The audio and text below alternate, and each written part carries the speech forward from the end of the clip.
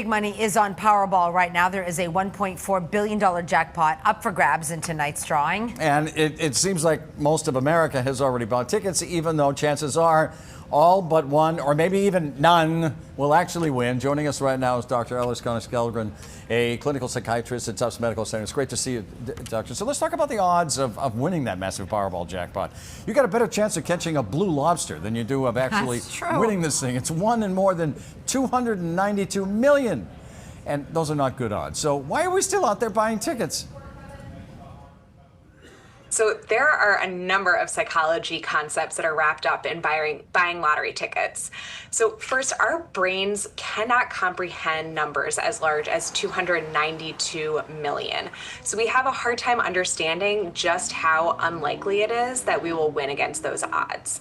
We also tend to hear about lottery winners and not the many people who buy tickets but never win, creating what's called an availability bias. So we can imagine ourselves in the stories that we've heard, those of winners, better than we can imagine ourselves in the untold stories.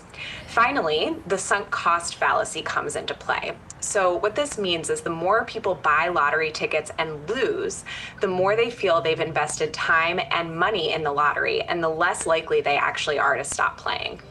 So you've read the research about lottery winners. Did money buy happiness? Unfortunately, not in the long term. So research on money and happiness shows that people who are financially struggling do actually become happier when they have enough money that it's no longer a stressor.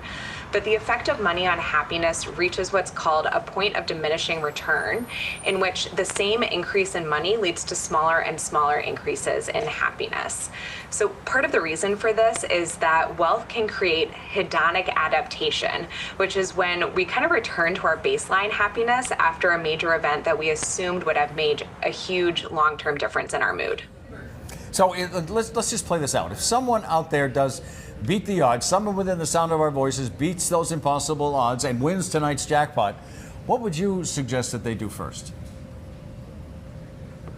So the biggest risk to mental health from winning the lottery is spending the money too quickly and ending up broke or in financial trouble, as well as experiencing increased relationship stress due to financial decision making. So honestly, the best mental health advice I can give to someone who wins the lottery is to get a financial advisor. Or a lawyer. Right. Someone help steer the way. Yeah. Dr. Connors-Kellgren, thank you so much. We appreciate it. Thanks for your time.